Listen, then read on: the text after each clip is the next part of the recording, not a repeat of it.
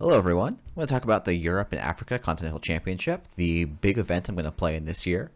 Just because of how the scheduling works, and it looks like my roles on Nisei's organized play team, this is probably going to be the only major Nisei event I play in this year. And I'm super thankful to both Aki and Havvy, who stepped up and offered to cover for me so I could play in this event. I had a lot of fun in this event. I also ended up playing 23 total games, so I just don't have the time to cover all of them. For those of you who don't know, this was the last of 3 Continentals held in 2020, following the release of the Midnight Sun, before any ban list changes. So for those of you in the future, there's already been announced that there's going to be a ban list change before Worlds, but this is pre any of that changes, so we'll have to see what the world looks like. I'm actually going to start this video by looking at some retrospective data to inform my deck choices. We'll talk about my deck choices, and then I'm going to pull out a couple of key games, I think, where we can talk about the mistakes I made, and also sort of some macro and micro sort of decisions that I'm going to try and carry forward, and hopefully that you guys can learn from as well. So going into this event, I thought it was an incredibly runner-favored meta. This is a sheet that Dan, DMDB, made, and it is super interesting. It is hand compiled because Always Be Running, or not Always Be Running, but Know the Meta is no longer updating. I think there's some kind of bug there. He's listing what events counted, how many deck lists are claimed, things like that. And interestingly, even though I felt like the meta was super warped, right? Our large events of 630 games, 340 games, and 200 games all end up with about a 50-50 win percentage. I think that's some natural tendency with large data sets to converge towards 50-50, and also corps being much better at lower tables than higher tables. We have this meta that's ended up looking about 50-50, but I felt like it was fairly heavily runner favored if you were playing some version of this control lat list by Sokka. So this deck, the idea was you're just going to get the endurance down, and then you're going to get pad taps, tapworms, Rizekis, and that's going to solve all of your economy problems, so you can use some really greedy breakers like Hyperbaric, Ika, and you can paperclip, and you don't even have to spend SMC on this. You can just use endurance to power you through the early game, this inevitable drip to kind of get you through into the late game and lock out basically every corp game plan. And in testing, this deck seemed completely monumentally busted. Like, I was playing a lot of op. There was nothing I could do to touch this deck because of Stone Chip Chart Room. I was trying to play. We were playing Sports Metal, and we found that if you made a very small tweak to this list of putting in a self-modifying code, suddenly the Sports Metal matchup was pretty rough. You know, classic asset decks that this would normally kind of fare rough against because its economic engine is so slow. Just don't have the tools to leverage for wins. So this list felt like it was basically like 60% against the field. And that is in fact what you see. When you look at LAT, it had 70 players across the 3 tournaments. It had a 60% win rate. This is going to include, as some of my opponents did, people playing suboptimal lats, doing stuff like Aesop's Pawn Shop lats. And there's probably an argument to be made that I was playing a suboptimal lat as well. I was not playing Sokka's control lat straight up. I was instead playing a Snare Bear deck that, like, and I should say, both the decks I'm playing, I did almost none of the deck building for. One of the advantages of working with a testing group, in this case the Snare Bears, was I got to reap some rewards when I was busy working on other projects to try and figure out what the best decks were. And we decided that Apocalypse Lat was going to give you a lot of the same benefits as Drip Lat, but beat some of the matchups that Apocalypse Lat was not good against, or Drip Lat was not good against. And one of those ones that we thought it was not particularly good against, actually, was Precision Design. I was convinced that Precision Design was completely dead with Cyberdeck Sandbox being rotated, because that was so much of the economy of the deck. And to some extent, actually, the final game, the final is a great demonstration of how much the economy being down has hurt the list. but this list cleaned up for me on the weekend. And basically the idea is everyone is so heavy on boat, we just need to find some ways to tax it. The canonical snare bear list was on 3 border controls, 3 spin doctors.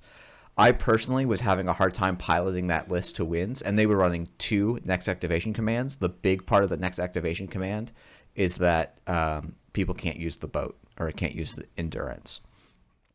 I was personally struggling to line up my scoring windows to make next activation command work for me reliably. So I went back to the tried and true Anoetic Void, which did a lot of work for me. And even the threat of Anoetic Void also did a lot of work for me on the day. So I was very happy with these lists. Okay, I ended up going 8-3 with APOC Lat and 9-3 with this precision design list. This ended up carrying me to 2nd place, and I got incredibly lucky to get to 2nd place. I think I played some of the best Netrunner I've ever played, but I also think my replays show a bunch of mistakes, both strategic and tactical. And then also I exploited my opponents either giving me too much respect or going for slightly suboptimal lines. And you're always going to get lucky to win, what was that? Win 17 games in Netrunner and lose 6. There are few players that are good enough to boast that kind of record reliably. And I don't think if we run this tournament again, I get the same record. I think I had a lot of lucky breaks. But I think it's, we're going to go through some of the most important games. We'll kind of start at a couple of different ones so you guys can get so I can give you all a flavor of what the deck was like. But I just don't have, I did on my stream today, and it will be on Twitch for about another week and a half or so, probably by the time this video is uploaded. I went through every single replay. But I was interacting with chat a lot and didn't save the chat window, so it doesn't make great content for my YouTube channel. So I'm gonna start with a game, actually my round 1 game, and we're actually gonna see. I feel like actually one of my easiest wins that I threw away that I then did what happened to me several times for this tournament, where I just got incredibly lucky on single accesses. Actually,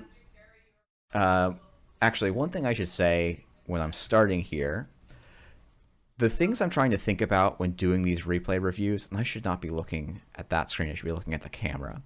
I want to look for 2 different types of things. I want to look at micro things where it's just like, oh, I took a suboptimal line, I should always do this instead of that, or in these sorts of situations, I should look for this little pattern so that I can do the correct action.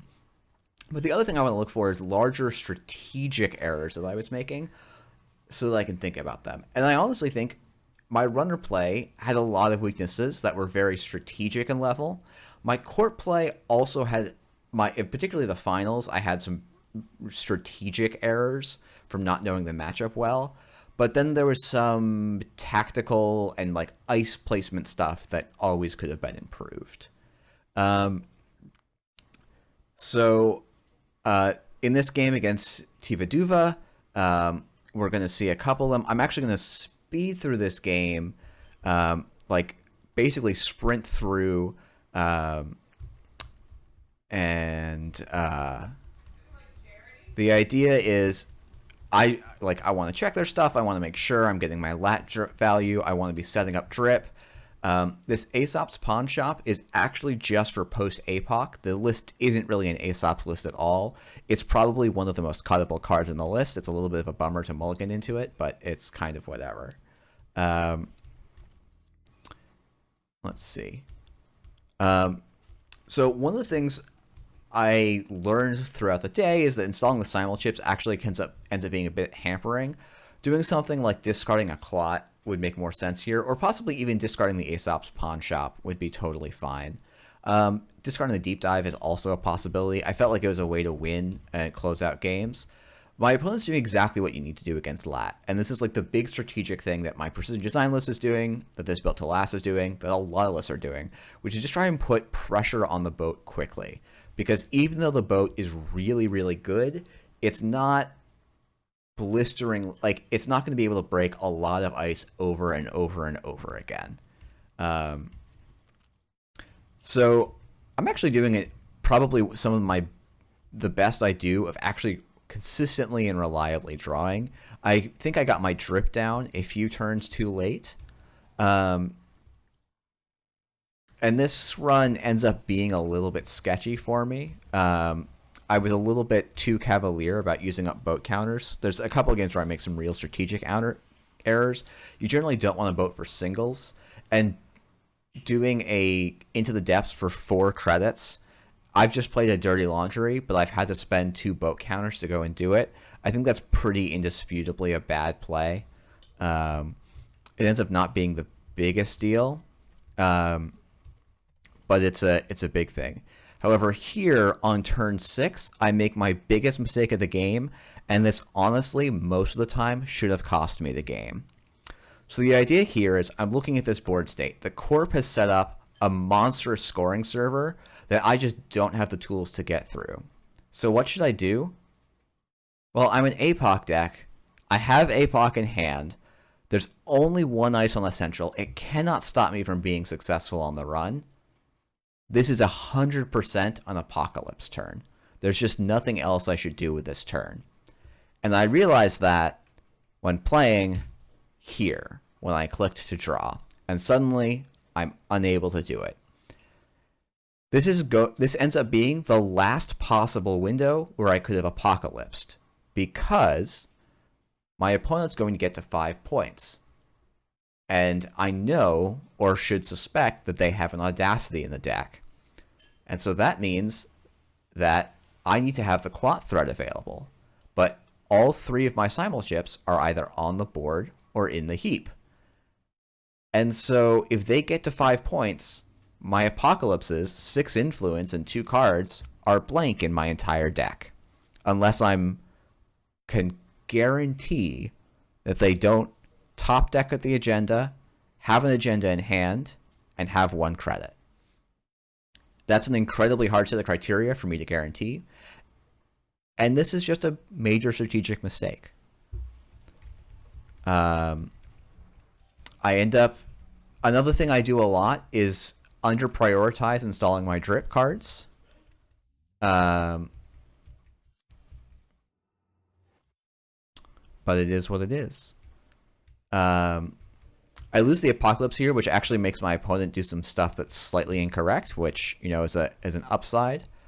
And I think, like, here, for example, instead of, like, what I really should be doing is something like draw, draw, draw, and get this Rozeki down, because it's a big part of my economy. Running HQ isn't going to do a lot for me here. I have the Clot threat, so that's what I should be playing for. My opponent can't score out, but me having money is incredibly essential. My opponent's doing, I think, some really cute stuff with Mesnichestvo and Ice Wall, just taxing me out. And this is the thing you have to do against the boat. You have to present threats in a remote that cost them more counters than they can make back on the run. And my opponent's doing a fantastic job. I missed my window to blow up the game. I'm now sitting with Rozekis in hand that are doing nothing for me. I'm doing a lot of not very much. I do a kind of nice little, it's like a tactical play that isn't too exciting to get, nothing to write home about, but I'm like, oh, I'm going to need a paperclip to get in here next turn. So let's pop the SMC to get the paperclip because I have enough money.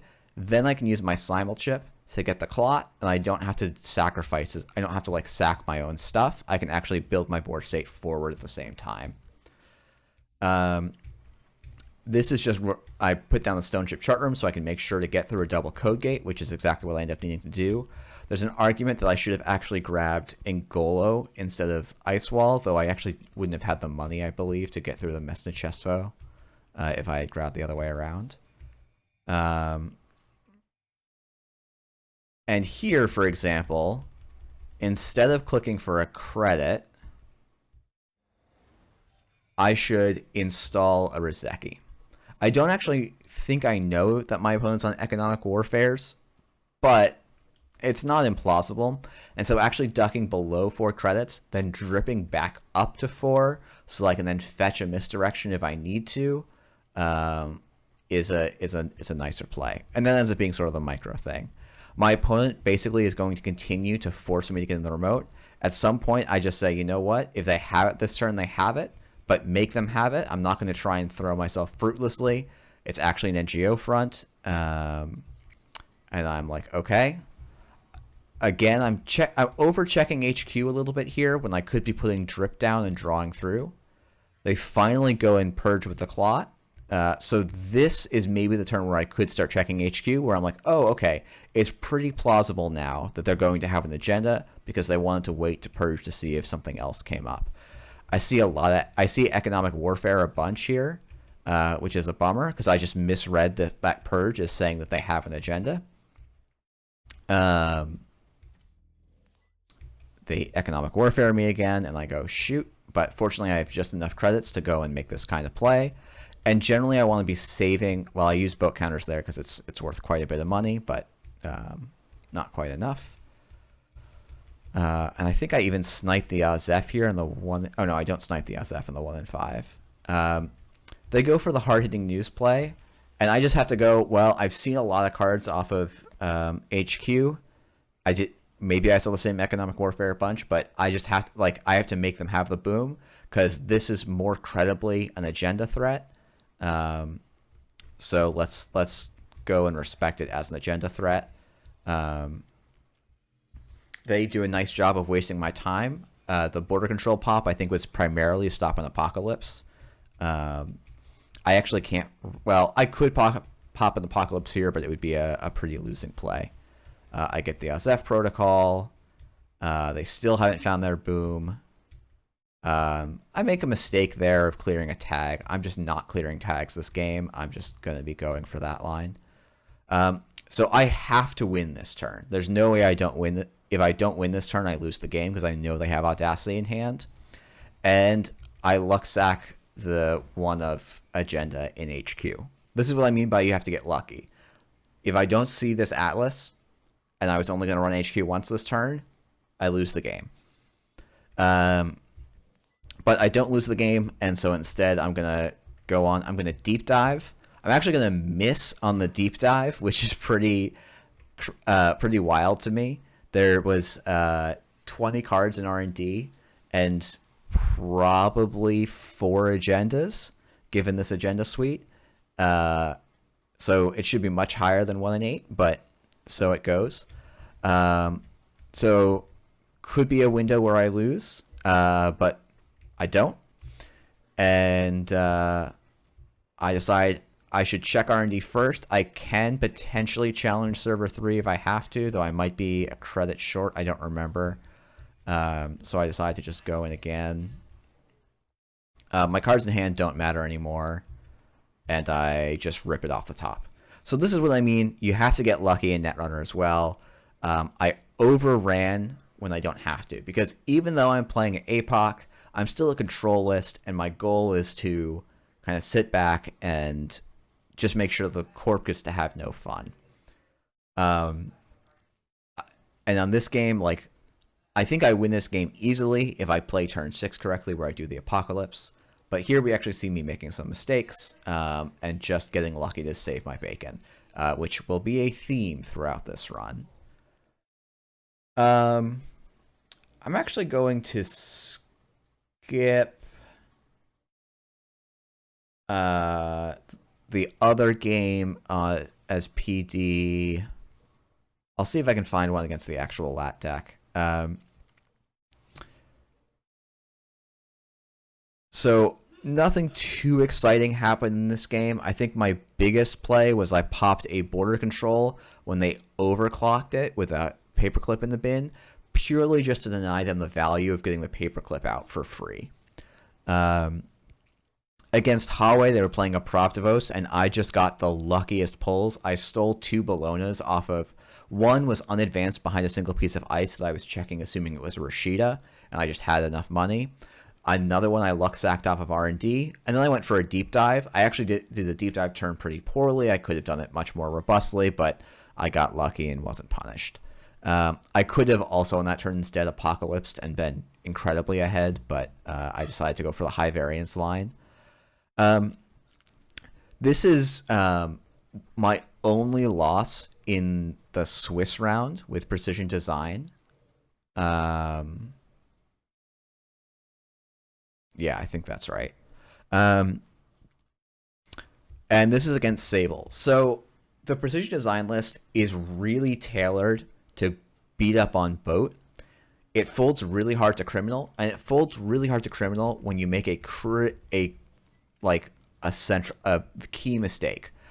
One thing, and this is something I'm going to have to try out in playing more games, is not icing R&D early. I dislike it because sometimes Sable is going to roll R&D over and over and over again, and you're going to bleed out singles.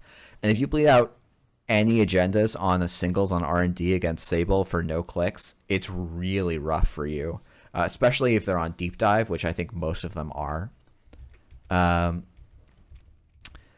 go for a play that is really just trying to bait out a tool. The NGOs, some of the snare bearers disagree. Like, I'm not sure what the right economy asset is.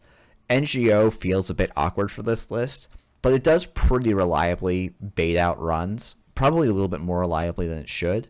But exchanging an NGO for an inside job is fantastic. And it gives me enough econ to go ahead for the next score. My opponent's basically just spending time setting up. They actually have this really nice engine now with DreamNet, like they're just dripping well. They're going to make lots of clickless card draw and things. Like they're in a very happy spot. Architect Deployment Test has been a real workhorse for the list because it lets you see the next 5 cards. So this gives me so much information about what's coming up. So Gatekeeper, Border Control, Rashida, Managarm, Seamless.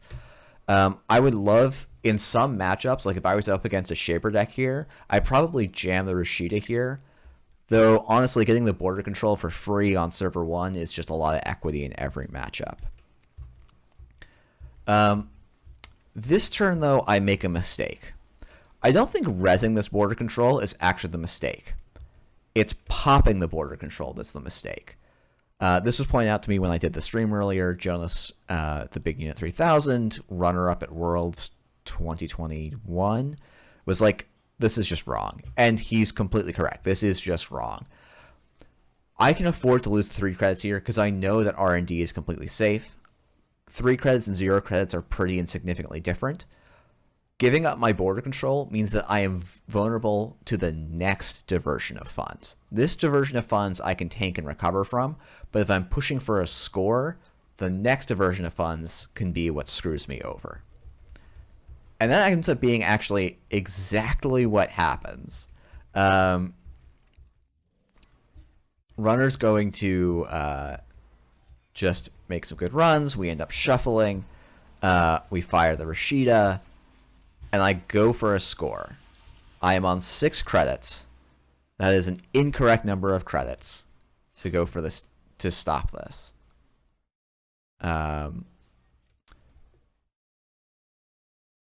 With I happened to draw basically just wrong where my opponent lined up their Cat's Cradle against me. Now, in retrospect, no, I still don't have, so like what I could have done is res the Gatekeeper and like resed the Managarm Skunkworks, so I'd have no credits. And if my opponent's playing smart, when I res the Gatekeeper, they won't bother to break it. Because they have the paperclip in the bin, I think they can go in. But basically, if I still had this border control on HQ, this whole play like wouldn't be available to my opponent. And I would be able to comfortably score and go up 4-0. Instead, I'm going to concede 2 points here, lose my entire remote, and be in a real struggle. Opponent's just going to pilfer me while I'm at 0 credits. And it's just, you know, like they have the deep dive, but they don't need to go for it yet. They can set up so that they're in a stronger position. Which is exactly what they're doing, right? I am trying to use this Tranquility Home Grid to bluff. It's not really worth rezzing because it's going to give me 2 credits, but it's going to give them 3. So my goal is just to kind of bluff out and hope that I can make it work. But they're just going to rip me apart here over time. I do get double seamless, score the GFI in very cheekily there. But I have 3 credits, and now they get to just walk all over me. And they're going to play their first deep dive, and there's nothing I can do to stop them from playing another one next turn. They let me grab this virus, which is again the correct, like, you don't need to trash this because it's not going to do anything. I try and shore up, but they've got breakers, they've got Chesvy, they've got 9 credits. There's really nothing I'm doing in this board state. And they go and deep dive me. So, you know, this game ends up coming down more or less to that diversion. And like, as I'm doing this second replay review, there were probably still, even here, slightly better lines I could have taken on this turn. Like in response to this diversion, rezzing the Gatekeeper, going down to 3 credits, and then going down to 2 credits. They run this server. It costs them 4, 5, 6. Well, it really costs them 4 credits to break the border control. They probably give me, well, no, they actually probably break the whole thing. I think, yeah, 6 credits. They still have enough to pay 5 to the Manic Arm and get in and steal it. It'd be close, but it may have been my out here. And that was also just like some tactical mistakes. And some of this is that I had not, you know, we didn't practice against Crim because no one was playing it. And so I make some kind of strategic mistakes here, almost more so than micro mistakes. All right. Next up, I have games against Lost Geek. I'm gonna not analyze this one. I am going to show it. It's one of 2 games I have against this style of PE list, where they're just trying to spam stuff out on the board. And my goal, this is one of the matchups where being Apocalypse Lat makes a huge difference. Because once I draw the Apocalypse, if I can bait out the anemone reses, especially before I get the Apocalypse, I can just destroy their board state and their ability to combo and kill me. Stone Ship Chart Room also makes it incredibly hard for me to get killed by Clearinghouse. I actually didn't realize this while playing the tournament, and so my cut game against PE, I do some incorrect triggers with Stone Ship, because when the Corp reses their Clearinghouses, that's a paid ability window. So you, as the runner, have a chance to respond before their start of turn trigger is fired. I don't know why I didn't think about that in the context of Stone Ship Chart Room and Clearinghouse. I just didn't. And so I was popping my Stone Ship Chart Rooms too early a bunch of times. I do sometimes pop it aggressively just to try and keep cards up. And my goal is basically to try and get an Apocalypse off as soon as the board state gets untenable. And it got untenable here, where there's so many advanced cards. I actually, like, it's a Blood in the Water, a Cerebral, an Urtica, a Regenesis, and a Moon Pool.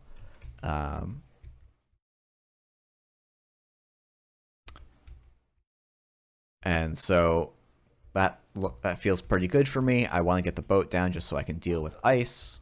I get to 5 points, which is good, though I don't like that I'm going to probably have to steal a lot of agendas here. If I can find an Obokata, which this deck is presumably running, I'll be quite happy, but it's not trivial for me to find it.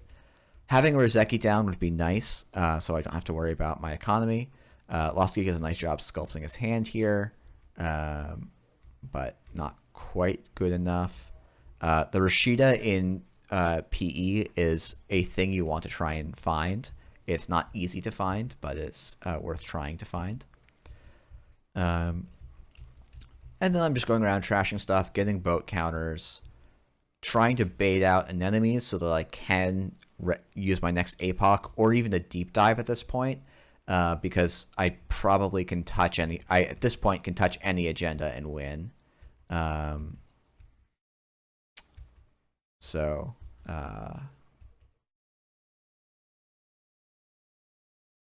You know, it just ends up being a bit of a grind out. Generally, going for singles with the boat is not ideal. It ends up being pretty bad, but I don't have a ton of choices in this list. And at some point, Lost Geek puts out an agenda naked on the board, and I go and grab it. Oops. Oh boy. JNet sounds. Let's see. Next up, we have the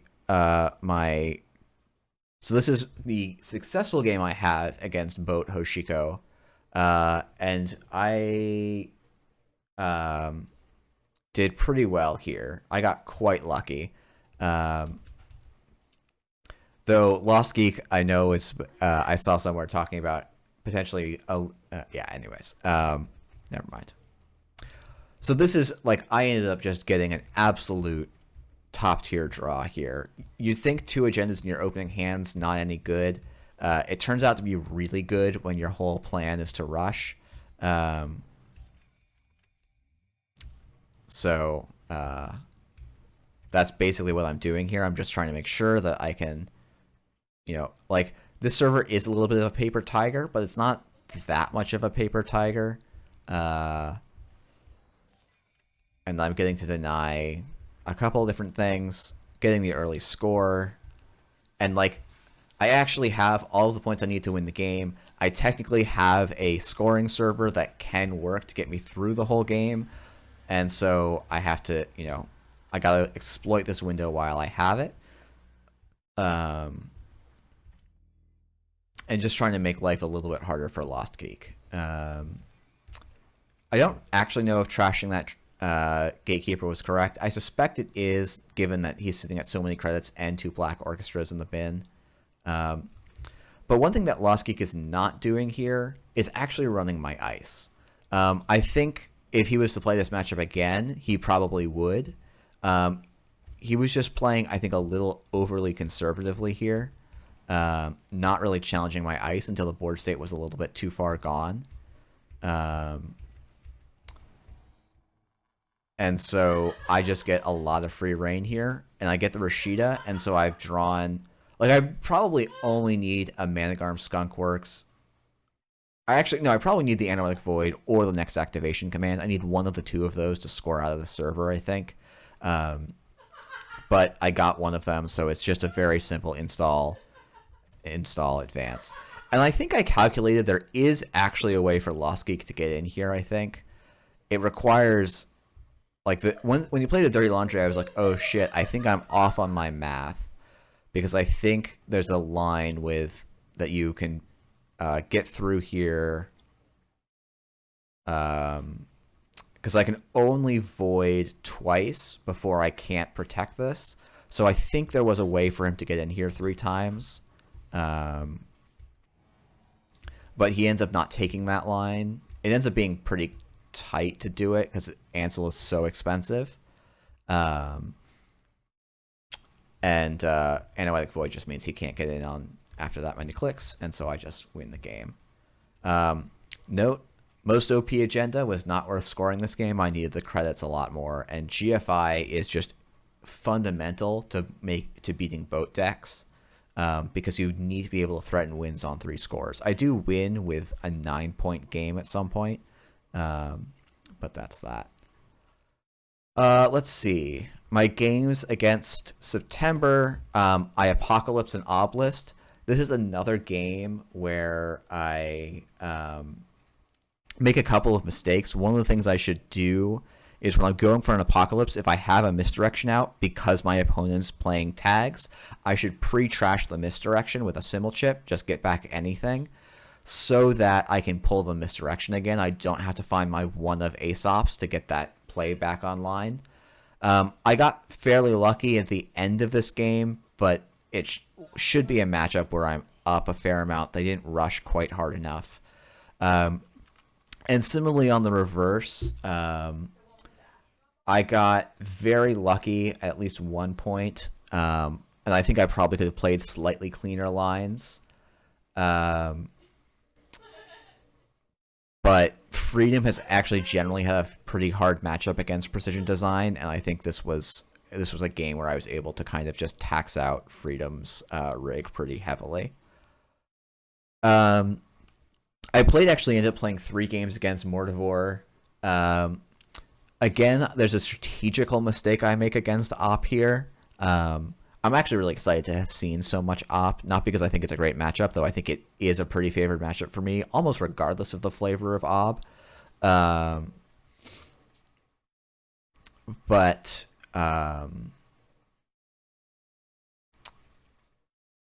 I just make a pretty elementary mistake on turn 4 here. So opponents do, Mortivore is doing I think a really neat thing of just saying, like, you're not going to get through a border control turn 1. Like, Oaktown border control score, let's go, is really fun Netrunner. I probably should be drawing up here a bit more, but I get very baited by the free lat draw. And this turn, I don't know why I don't just slam the boat, run HQ, and then run server 1 twice. I think it is just far and away the winning line, because this being an Atlas with a counter makes my whole game so much harder than it has to be. And I don't get anything by doing nothing for this turn. And so I get some lucky accesses, but using boats for singles is a pretty poor, like, as I've talked about a couple of times, it's a losing play. And we're going to see in this game, my boat gets exhausted in ways that make it very difficult. I get very lucky that this is not something I have to use boat counters on, which would allow me to push server 1. And here on this click, I make a tactical evaluation. I figured, if they're going to fire the special offer, that means they can't get value off of the border control fire, so I get in for a single click. This is incorrect because of the play that my opponent does twice this game, and I make the same mistake both times of them just fetching a Spin Doctor to get rid of the agenda. At this point, I've seen a wake-up call, and I have the pad taps triggering, so I'm like, I'm not going to bother to break this. I'm going to just go and try and steal the agenda so that I can get the Spin Doctor without having to actually trash anything. And here, I think I read this as a Chrysium, which I need to deal with. And again, like, yeah, I talked about this on my stream, but yeah, like, going for this single through an Enigma is a poor use of boat counters. I should be drawing here, or installing a simul chip, or if I absolutely have to run this Enigma, I should be playing into the depths to go and get my Ngolo so that I don't have to keep using the boat. The boat's an early game tool and a late game, like, economy piece. It's not the be all end all of this engine. And now I'm in real trouble because my opponent's on 5 points and could be representing Audacity threat at any time. So now I absolutely have to figure out what's going on here. My opponent reses and uses a virus, which I think is actually a little bit of a mistake. I think you should let me just trash it, but they wanted to get the IP block for 2 credits. I lose all of my boat charges here, and right, if I hadn't taken that single off of the Enigma, I'd still have a charge on my boat, which would be a big difference in board state here. It would give me a lot more reach to actually contest the remote. I grabbed the SMC over the Clot itself because it actually lets me go and preserve Clot threat, and I wanted to get the deep dive off as well. They wake up call, I take the damage. This is another misplay on my part. This boat, it's nothing. I'm not using the MU. It's got no counters. I'd rather just install the next one I draw because I'm dripping probably 3 credits a turn most of the time now. So I should trash this boat instead. instead of taking the damage, because those simul chips would be really could have ended up being really important. Frustratingly, I have to check this remote because it could be the winning agenda. I was not expecting a Prysec in this list. It didn't make sense to me in the list. I still am not convinced it makes that much sense. But it snipes my deep dive out of hand. If Mortivore doesn't present an agenda threat here, I just deep dive and win the game most of the time. Which is unfortunate that window basically gets closed off to me. And I don't trash it because I'm scared of a second wake-up call. But I shouldn't be.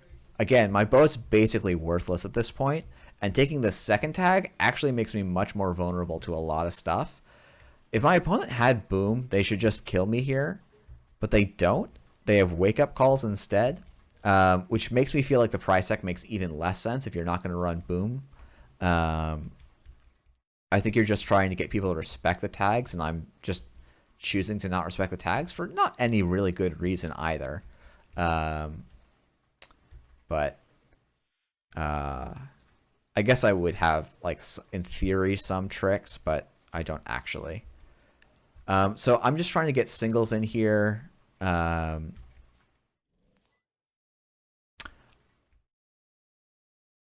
the cloth's definitely a little bit awkward.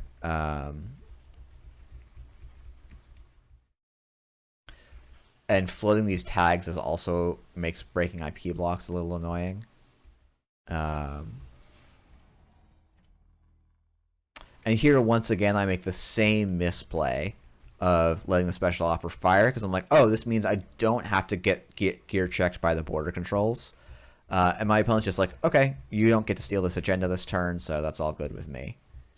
I think in this case, I don't know why I'm chasing the Spin Doctor when I could chase Archives.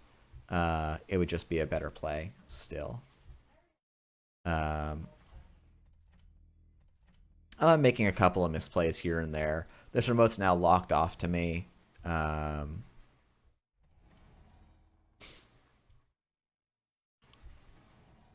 Triple border control is impenetrable for me. I just don't have the econ for it. I get my Ngolo much too late. I could have been having this the whole game and have many more boat counters and have valuable things. I see an Audacity HQ, so that's not good for me. I try seeing what I can find off the top of R&D. Don't see anything. Say, okay, I'm going to go down to my last dollar here. I actually just go to that remote to click for 2 credits. And I want to get as many singles as I possibly can here. Like, none of the stuff my opponent's doing matters. I honestly should probably Apocalypse here. No, I don't have the money for it, so that's the problem. Yeah. So, like, I make some real misplays with the boat. Like, you can lose with the boat if your opponent's doing the right stuff, which is putting you at sort of lethal threat really quickly. Lethal in this case being losing the game, not actually getting flatlined. My opponent also had a chance to flatline me, and that was a knockout drag-out fight. The other matchup was, like, I drew well, and my opponent got super tunneled on getting their Stargate super early, so there actually just isn't a lot to show. Like, they did, like, a turn 3 Stargate play when I had 7 points in hand, so they just were gonna lose. My game against Armin Firecracker as Precision Design, I should have lost this game.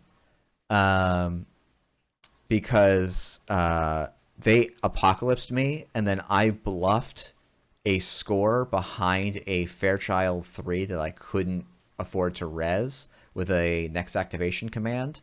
And they didn't go for a Stargate run either that would have, I think, assuredly won them the game.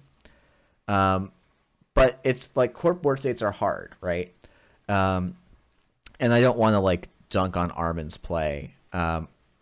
So, you know, it was a bit of an odd game. This one, I think actually, like, a mistake that I talked about with Ed on my stream last Wednesday, which is like, why are you running when it can have bad consequences? When not running is not going to have any bad consequences at all. And this is like a thing I've talked about before. All right. This game against Armin Firecracker, I actually make an incredibly trivial game-losing blunder in a game I'm completely ahead on. So, like, I'm a control list. Op is really not going to do anything to me from having nothing on the board. And I've got a lot of stuff going for me here, is the idea.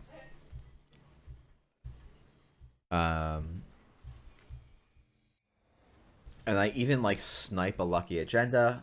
I start scouting. I'm ahead on credits. I'm going to stay that way for a while. And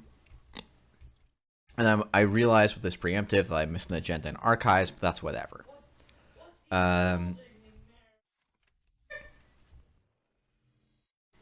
don't think this run's ideal, but it's good and it's it's okay. Just because I get a free draw.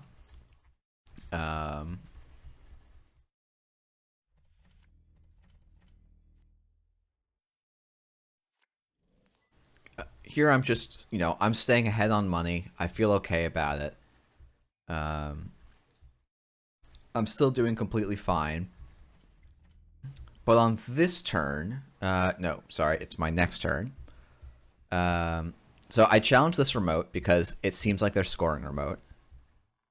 I'm able to easily, more or less, walk in.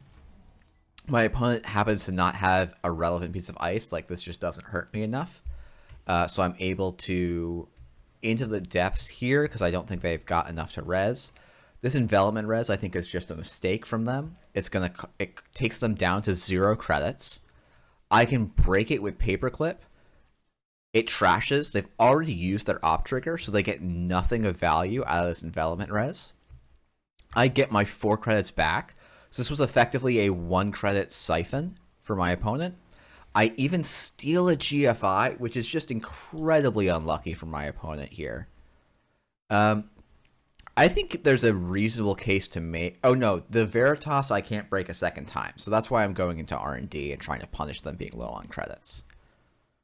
Turn 8, the Corp doesn't do anything. They just make some money, install some more cards. Op is tricky, so they mess some things up. I decide to run. I'm sitting on 4 credits, and I have 3 different drip cards in hand. There's actually no reason to run here. I should remember, this is the mantra I need to remind myself when running is, how do I lose?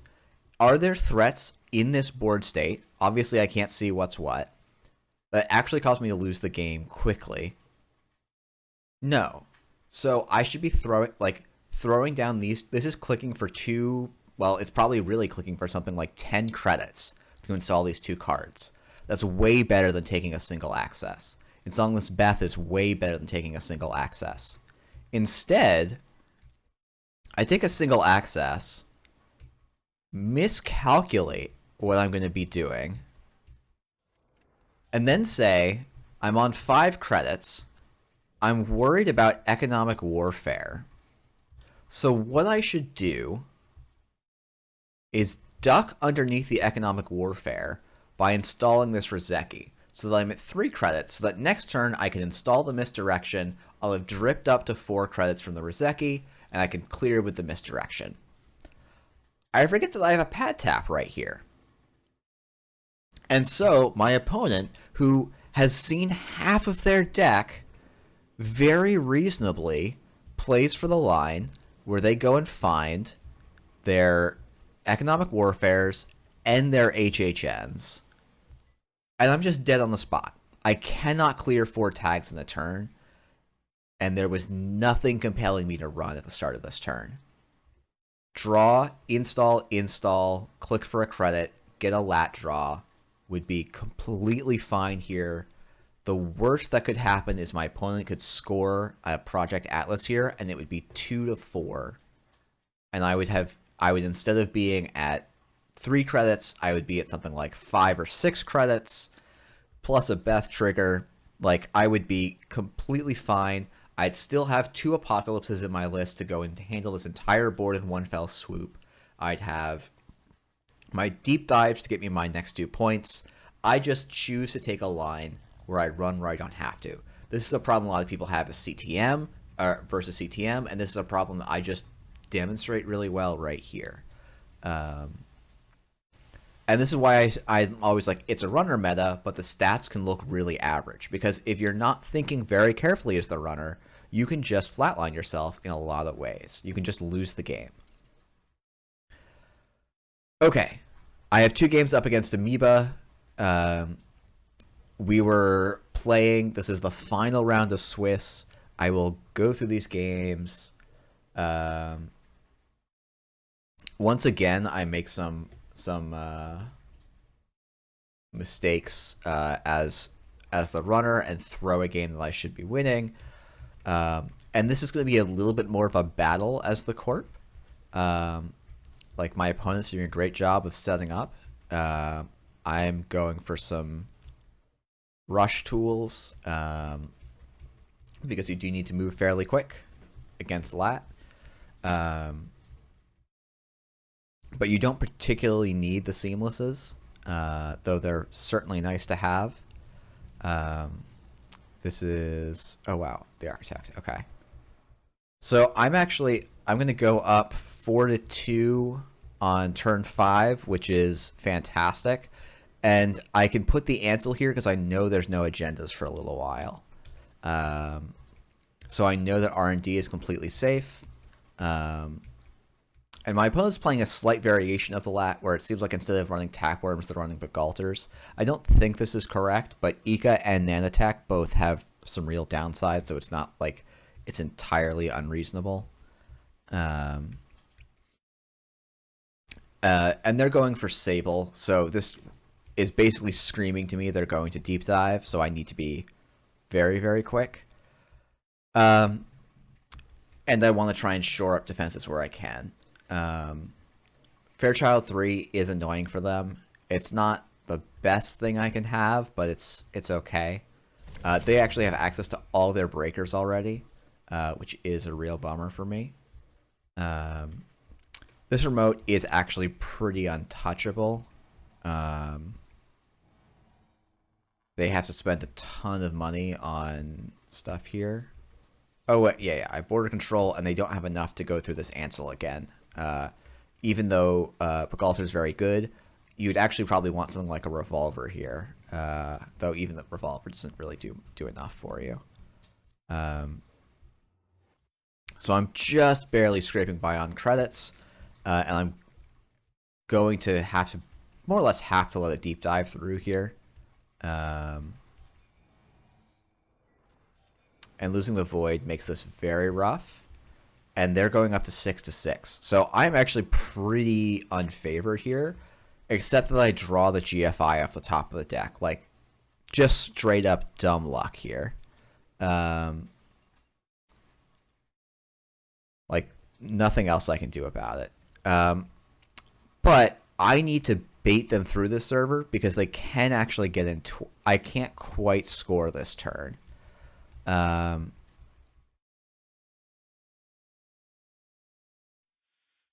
res the Managarm, I res the Spin Doctor, and they elect to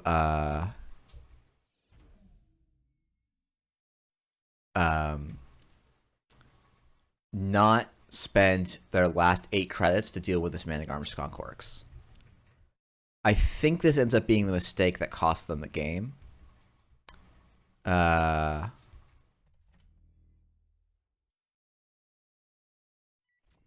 Because it lets me drag them through a whole extra time. And this virus, I used it to purge viruses once all day. It's more like an Amakua tech card than anything else, and I saw 0 copies of Amakua on the day, so arguably it should be cut. But the other thing it did a lot is get installed in server 1 and look like an agenda, which is a really key aspect of the card.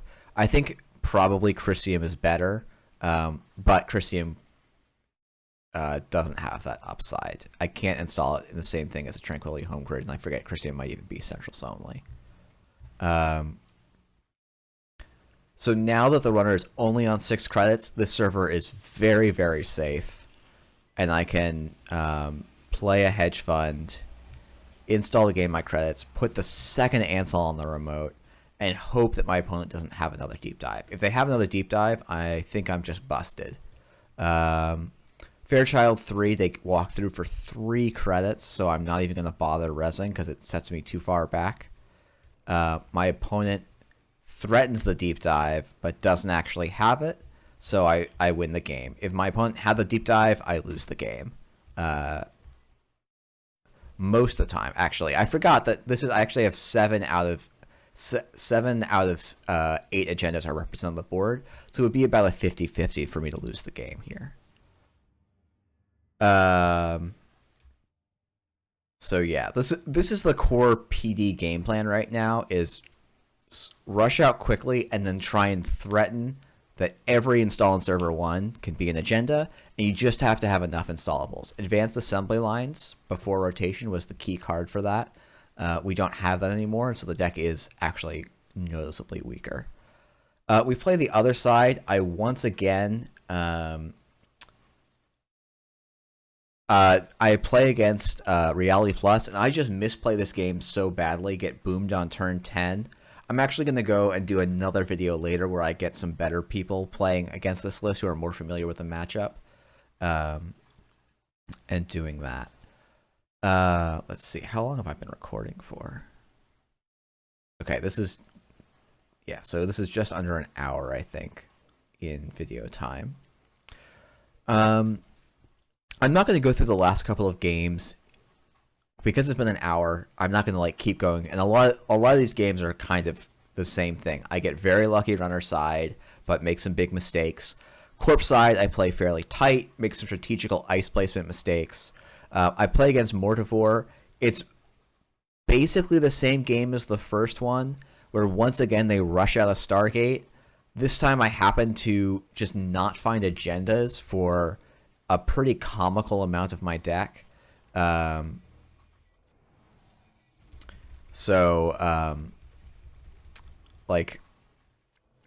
go for some aggressive early scores, no seamlesses.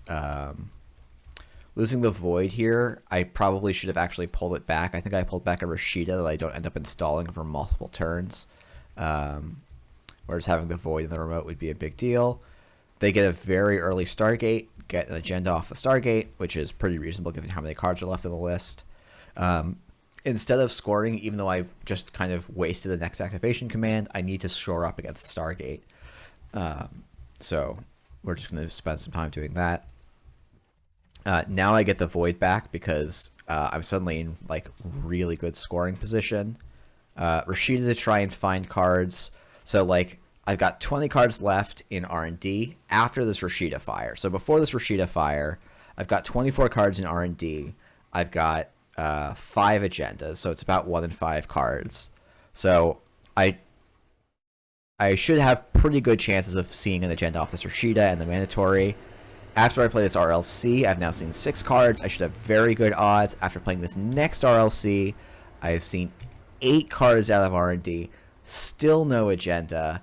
I put the Anoetic Void in the remote, drawing a card of the Tranquility Home Grid, so now I've seen 9 cards out of R&D that has 5 agendas in it, and still haven't seen an agenda. I put the Spin Doctor down. I think I was definitely thinking about resing it, but I do think resing it is probably incorrect, and doing something like installing this ice on R&D is a little bit more of a robust play.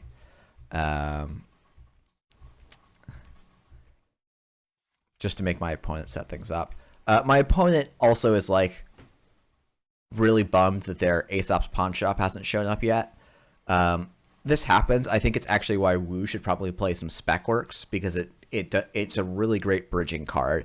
And sometimes you're going to get all your Spec Works and Aesop's on the bottom, and it's unfortunate. I don't draw a GFI, so I have to just go for the long scoring pattern.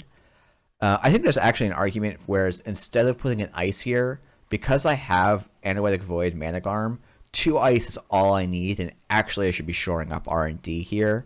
And like, there's no real reason to res this Ansel 1.0. There's just, I'm wasting money on it. And now I still miss, I look at the top 5 cards of R&D, which had 13 cards in it. And again, there's 4 agendas, so it should be about 1 in 3 cards. And I still don't see an agenda. If I do see an agenda, it just goes right in server 1 and gets scored. Unless it's a GFI, in which case it's going to take me an extra turn, but it is what it is.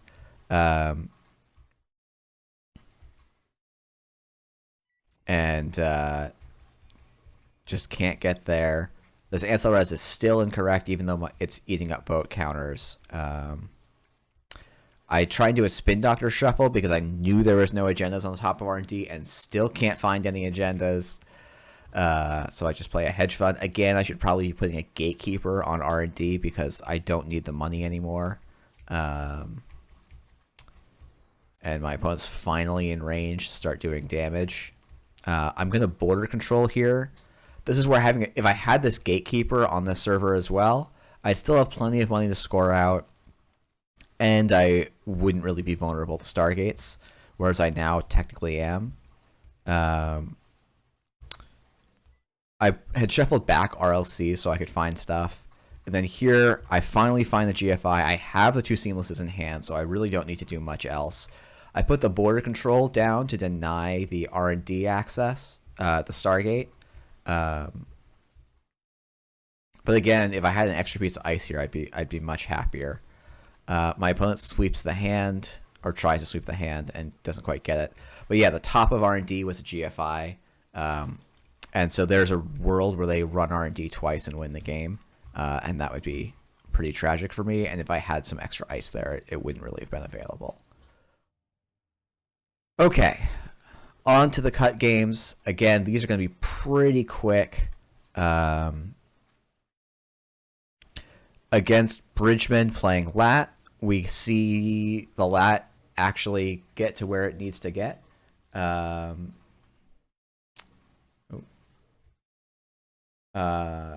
see. My start's a little bit awkward. I think I even kept my hand.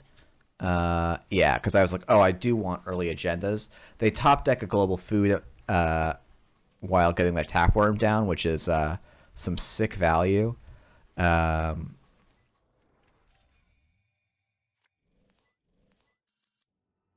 don't go for the double seamless because I don't feel like I can push behind a single border control particularly safely. I'm end up being correct about that. But on turn 4 here, I click 1 draw. But my notes are saying if I install Void, install Seamless, install Border Control, I might be credit perfect. Or maybe it's install a GFI. I forget which of the... I should be more or less credit perfect on this one. Because you can't really get through double Border Control with 2 endurance counters. And getting the Void in the remote is solid. Let me make sure that is the line. So that would cost me 8, and then 9, 10, 11 to Seamless, score the Off-World Office. So yeah, that is the line. It's install Off-World Office, install Void, install Border Control, and we don't actually need to use the Void, but we want it in that remote for later. Instead, I go for a slower line that ends up costing me.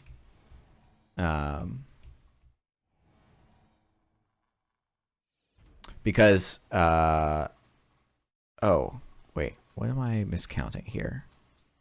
Oh, I think I was thinking I could maybe even just use the Void here.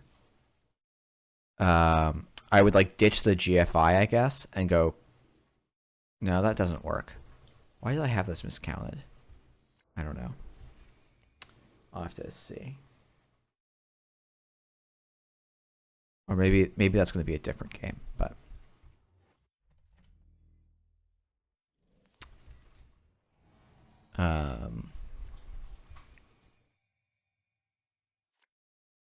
oh, it's this turn, I think. Maybe? No, it's not this turn. There's no way it's this turn. I don't have enough money. But basically, I end up having to res a lot of expensive ice. Having to have popped the border controls is rough for me. I'm going down to 0 credits, so my opponent doesn't actually have to respect that I have scoring threats. It's not worth it to pop the border control. It's a seamless launch, or it's a spin doctor. I let them trash it. And I'm just going to be behind on tempo. I think instead of overwriting this ice, I could have clicked for 2 credits. Or like clicked for an extra credit here. Because even though I'm not going to res, I'm giving a tell as to what this ice was and what my hand looks like. But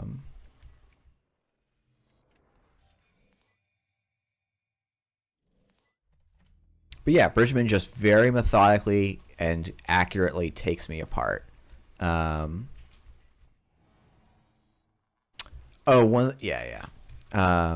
Okay, so yeah, so my comment about the turn 4, I think, was incorrect. And they're just going to slowly Stargate me to death. And I'm sort of out of luck here because I can't get the Void, the GFI, and the Manic Arm all on the remote at the same time.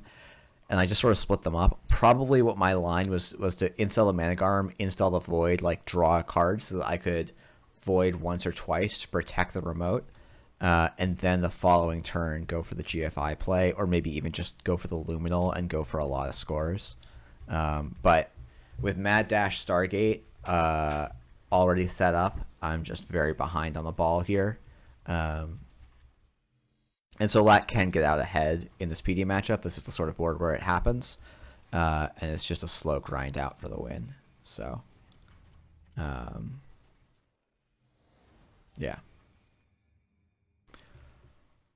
Okay, next game. I'm up against Cobra Bubbles, who's playing Sports Metal, and I gets what seems to be one of the worst Sports Metal draws of all time. And I mulligan, or I get caught in my opening hand, which makes the matchup much, much harder for them.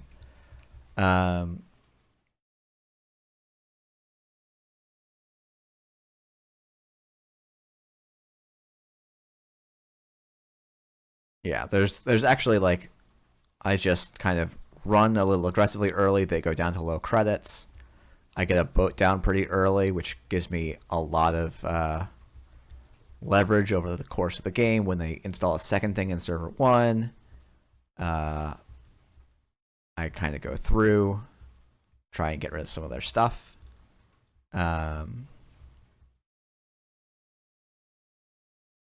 They score a Luminal, which is pretty bad for me most of the time. But I have enough counters on the boat to really do a lot of work here. They do a nice little play with the Elvigar, and my boat counters are already running out, so I have to put down the Clot early just to try and bait out some time. And again, here I want to go, because they're only on 5 credits, I'm more okay poking for singles that force reses. Those are the sort of singles that the boat is good for. Going for singles through resed ice is usually not great with the boat. And I get very lucky here finding the Vitruvius. I just want to poke again. I trash Rashida, and then I get my Clot threat back up. I pop it immediately because I know that my opponent's on Arc Lockdown, and you kind of have to assume that every sports is on Arc Lockdown right now. And my opponent doesn't clear this Clot, so that gives me a ton of windows to keep doing other stuff. And so the whole goal is to try and start getting gameplay going for me here. I think I see that this is Drafter, which is why I grabbed the Ika. And I don't have a ton of money, so I can't grab the SMC instead. Here comes the Clot. So now I'm in some trouble if they have the Arc Lockdown. Steal an Elvigar off the top, which is very lucky for me. And I'm sort of assuming at this point that Rizeki is not going to give me enough value. My opponent here, I think, should fast advance. They should just shuffle away the Spin Doctor to put the Vitruvius and the GFI back in, and then go Biotic, install Advance, because I'm not actually presenting any clot threat. They can go for this Arc Lockdown play later. But by playing this Arc Lockdown, they give me an entire turn.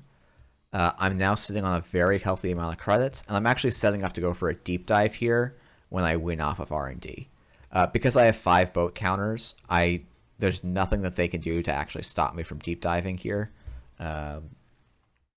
And with the Spin Doctor sitting here, I figured I'm actually going to get to access multiple cards off the top of R&D effectively. So I felt like at felt like I was fairly likely to see a 2-pointer, and I did end up seeing a 2-pointer. All right. So we've made it through. We've won at least one runner game in the cut. Then I play against Kakai, who plays, I believe this is Boat Adam. I forget. I'm pretty sure this is Boat Adam. Okay. And I just get a pretty good draw. I was super worried about this matchup because I was something like 0-5, 0-6 against testing group members on it. But they all told me it's fairly even, and so I tried to play for my outs. I made sure to track what the Adam was drawing so I could figure out stuff. And Luminal just does a ton of work for me this game. I think at this point I know I've seen these cards. I'm not 100% sure that I've seen this Jailbreak, but everything else I think is known to me. I see this Logic Bomb, and I'm pretty frustrated because this isn't a double end the run. I was sort of figuring I might be able to do something like install some weird, like do some install overwriting tricks. And Kakai mentioned in their write-up, they're like, oh, I should have installed the Logic Bomb first. If they threw down the Logic Bomb, I think I res the drafter on the first run here. And they have to decide. If they don't Logic Bomb the drafter, I probably just put the Rashida out on the table and let them grab the 2 points. If they like Mad Dash server 1, which I don't think they would do, then I can overwrite and be okay.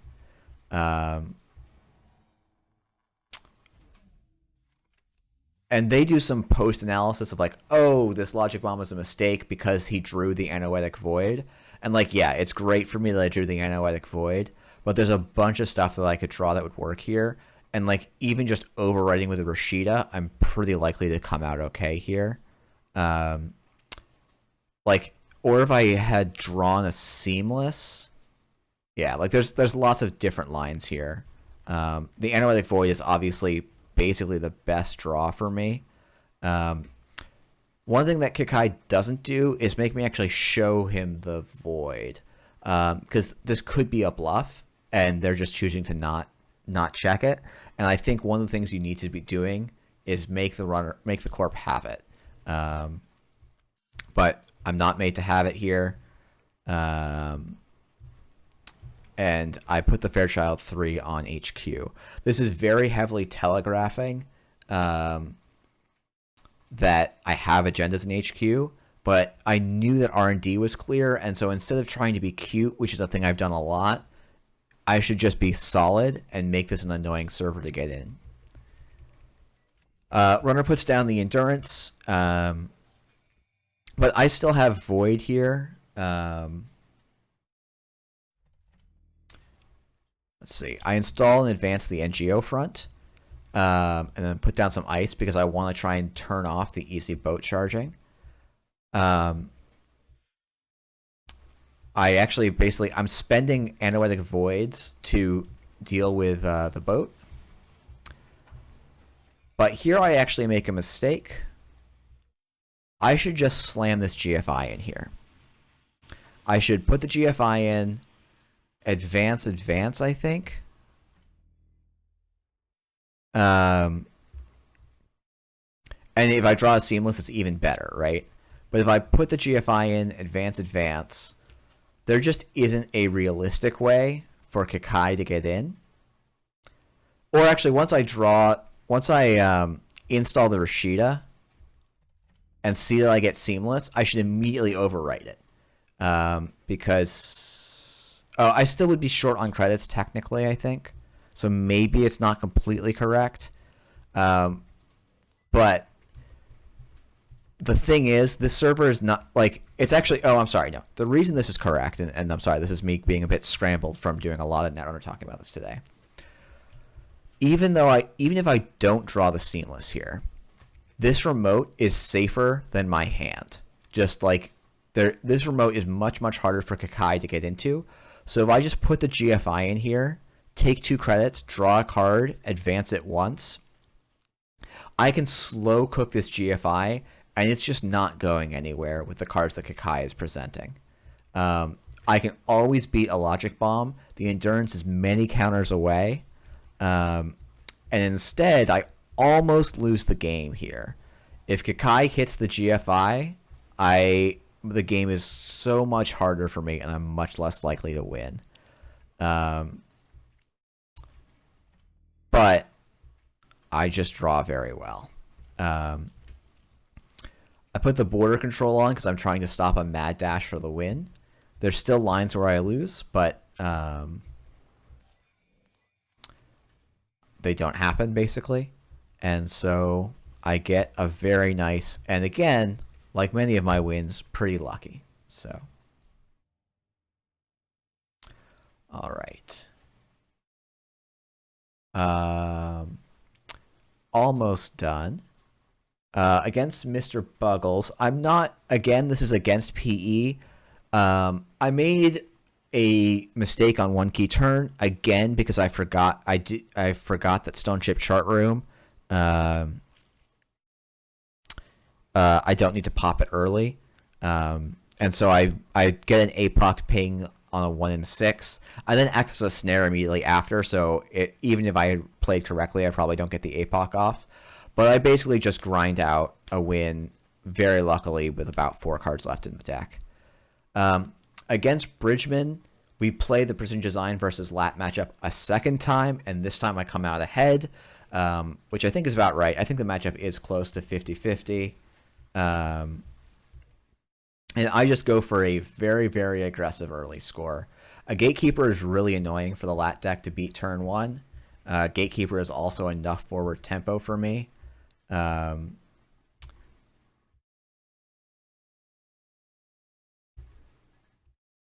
And I just throw a Rashida in off of the top of R&D, which is basically the only card that saves my game here, I think. Without this Rashida, I am, actually, no, I'm sorry. I had the NGO front, so I had other stuff I could do, but the Rashida really accelerates it.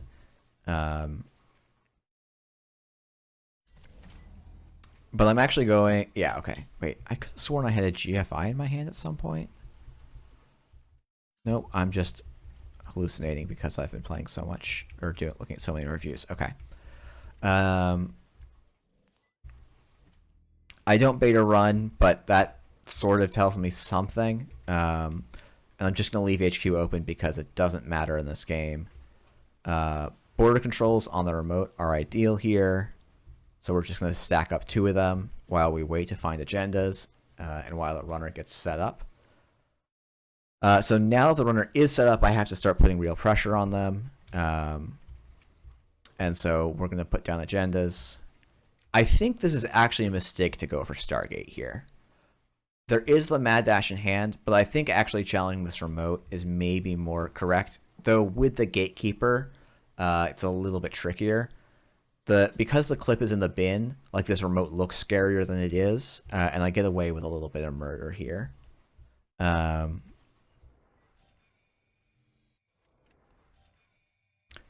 But getting to seamless, pull back a seamless, put down the Rashida gives me a lot of forward tempo here. One thing I'm doing here is actually bluffing that this Tranquility Home Grid is not a Tranquility Home Grid. I'm bluffing it's one of my defensive upgrades, probably the Void.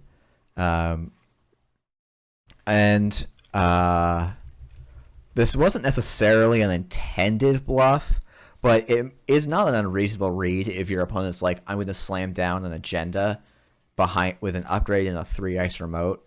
Like, I don't think it was an unreasonable read for Bridgman, especially when I don't res it for credits later. I think like it's not an unreasonable read. Like usually you res this for the Rashida value, and I sort of decided the value is not as good as the threat of it being a defensive remote. And Bridgman chews up a lot of boat counters going through Drafter because Nanotech is terrible for dealing with a single Drafter. But they go up to 3 points, so they're playing to 3 agenda scores. I may be playing to 3 agenda scores, but not guaranteed. I have to draw the Global Food Initiative, which I do. And then I have to go all in on this bluff.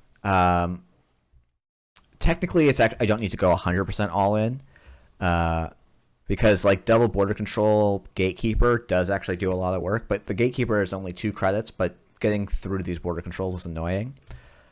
The other thing I should do here is instead of advancing past the Drafter, I either don't touch the Drafter or I like put actually, you know what? I think the line is probably to put this magnet on Archives to make it more annoying to get through. Because then you have to like figure out how you're going to make your economy work there. I think with this Dirty Laundry, Bridgman might have technically had enough credits to get in, but it would be a close run thing. But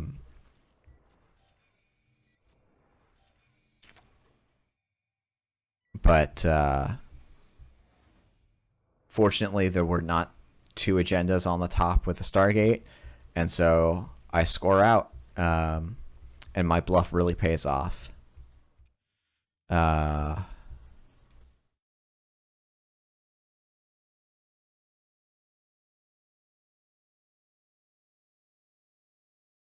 Yeah. Then we get to the finals, and I have no business winning my first game, and the second game, Asger just demolishes my PD list with a really solid Anarch endurance list. I have absolutely no business winning this game. I don't draw anywhere near enough. So turn 3 here, right? Opponent just scored a Luminal. Sucks.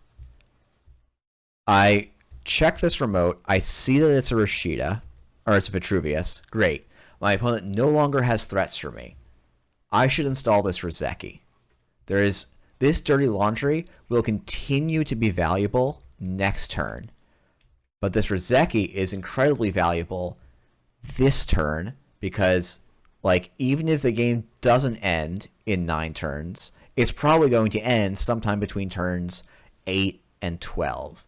And so this install of a Rozeki is going to be worth between, like, 3 and 7 credits, which is as much as the Dirty Laundry is going to, but it gets less, it's earning me fewer and fewer credits every turn it's sitting in my hand.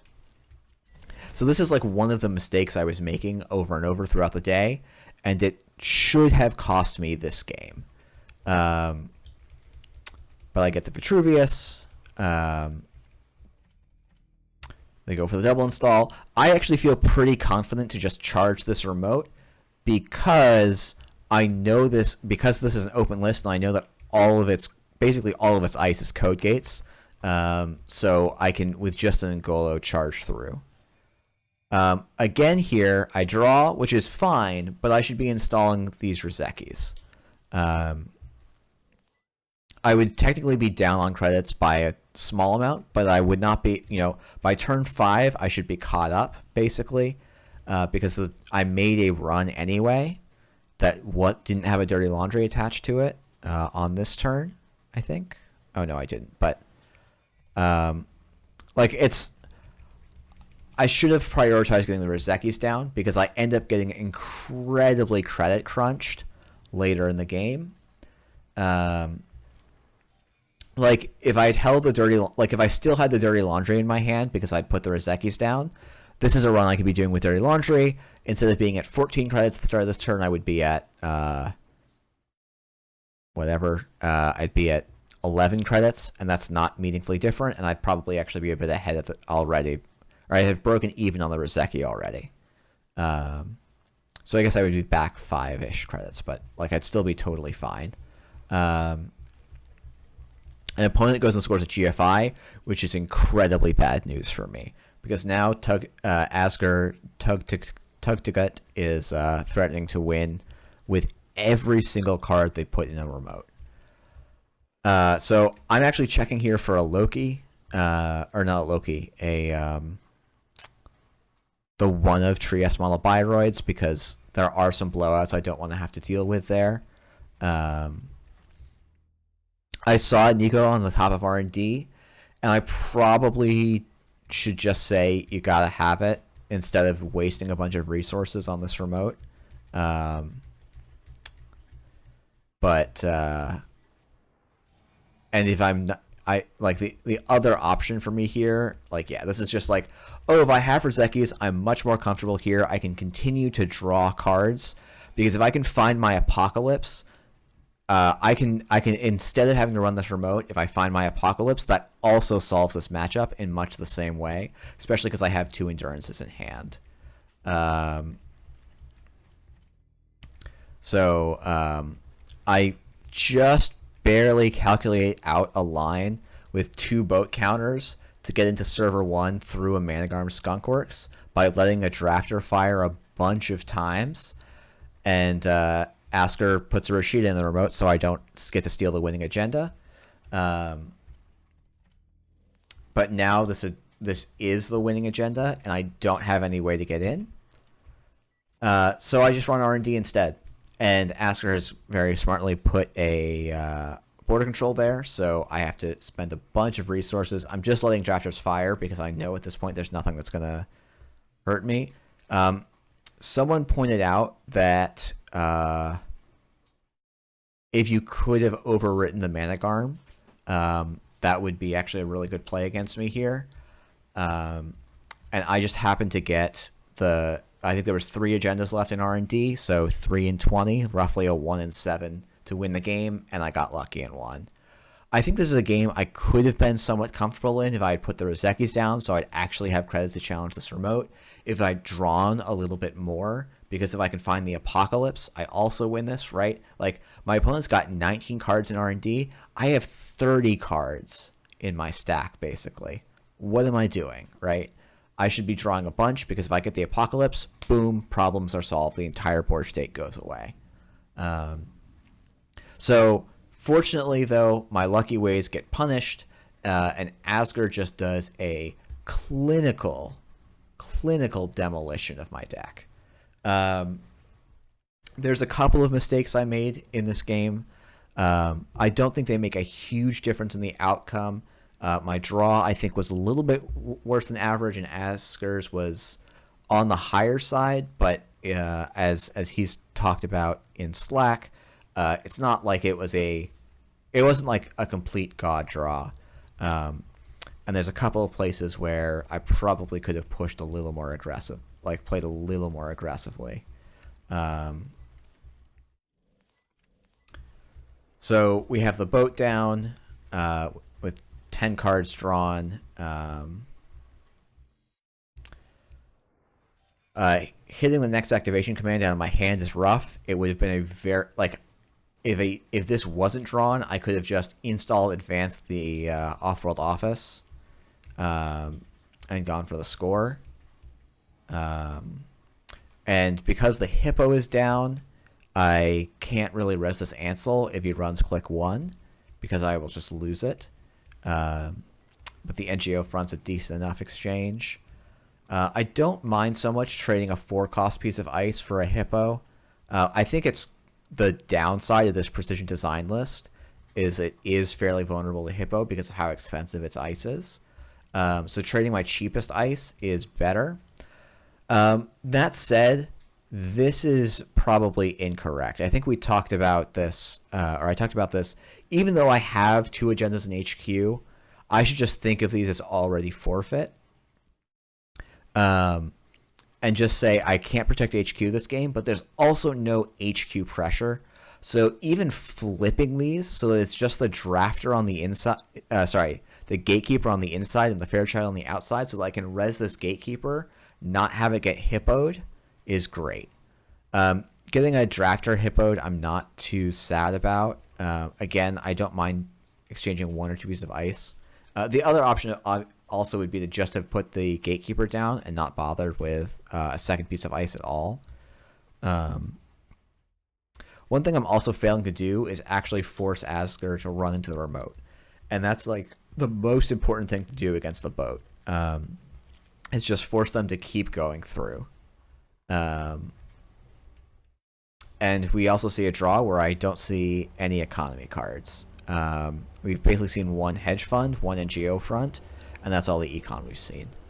And this is one of the criticisms he had of this list, and how the Hoshiko list can exploit it really well. And Asger does something that I want to call out that's really smart, which is saying, okay, there's a Global Food Initiative, a Spin Doctor, and a Magnet. What's the most valuable? What's the card that gets trashed here that loses me the game? Or that, if Jeff gets it, loses me the game? And it's actually this Magnet, because it makes his Botulises way less useful, and is a very cheap end the run that is annoying to break with both Black Orchestra and the Endurance. And so there's just not a lot of choices. This has to be basically the Spin Doctor. There's not another choice here. This turn, I think, I make a fairly critical mistake, which is not forcing Asger to go through this remote. I really should click for a credit, hedge fund.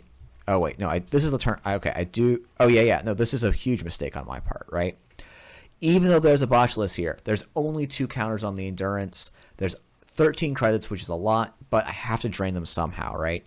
So if my turn is instead click for a credit, hedge fund, install the Rashida here, right? I force a run through here. I probably res this Ansel.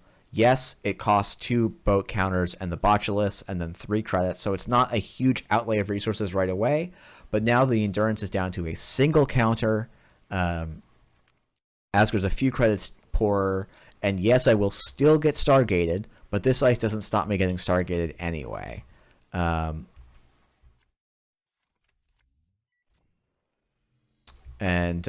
I'm not presenting any threat, I'm saying there's a bunch in hand, and then I make a big mistake of resing this Fairchild 3. There's not really a good reason to res the Fairchild 3 here.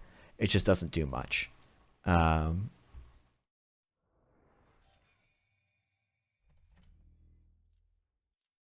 Whereas resing this Ansel would make this remote much more annoying to get through long term. But now this Botulus gets through for nothing, and so I don't want to res it. I also don't have the credits to res it, and so I'm just in some real trouble.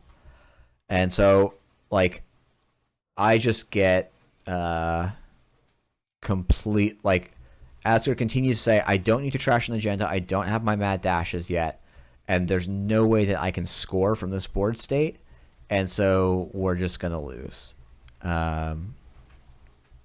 And that is precisely what happens. So I'm like not going to bother going through the click by click. Asger continues, like, plays impeccably. Make sure to check my stuff. One mistake I actually sort of made, though I don't think it actually makes a difference in this game. Here, I have to choose my discards. I should discard the Seamless Launch and the Fairchild because the Analytic Void is in theory my only out, but I have 5 agendas in hand, so if I ever have to use the Void, I still lose. But the Void is more likely part of my path to winning than the Seamless. I can score without the Seamless. I can't score without the Void. So I just get slowly dragged through, and eventually stuff gets scored out. And Asger gets a very well-deserved win by playing some really well-built decks. And I think he had an argument for why he likes Asa over the Precision Design list. They both have the same idea. I think the Asa list is interesting. I definitely want to give it a try. And it may honestly have been the better call than the Precision Design. And that's something I'm looking forward to finding out. But thank you everyone for watching this. Sorry it was a bit rambly, a little bit non-specific. The big takeaways for myself, there's a couple of micro plays that I saw throughout this. Stuff like a couple of small optimizations about ice placement and installs and reses and actually probably the biggest micro one is like when to pop the border control against a diversion of funds, and usually you want to wait till it's actually stopping you from scoring rather than just for a random diversion. But then on the macro side, these games emphasize how important Global Food Initiative scoring is. It's a huge deal. There's only one game that I won where I didn't score a GFI, or technically I did score a GFI in that game, but it was my fourth agenda. I don't actually have to double ice HQ against runners that don't have HQ pressure. And then as the runner, I am not playing in a control style. Like, I just wasn't playing control this whole tournament, basically. I was playing very aggro. And while I got lucky and got wins by playing that way, I could have gotten more wins and been more consistent by playing in a more controlled, responsive style. This is probably the last big tournament in this meta. As I said at the top, the system ban list team, standard ban list team is talking about, or balance team, excuse me, is talking about making some changes before Worlds, probably in the next couple of weeks. But I think a lot of these lessons should probably still carry over into that meta. Hopefully this has been useful and interesting for you. And thank you all for tuning in. And I will hopefully be back soon with a little bit more regular content. Now that I'm not prepping for a big tournament, I can make stuff that's a little bit more fun and a little bit looser. So thanks, everyone.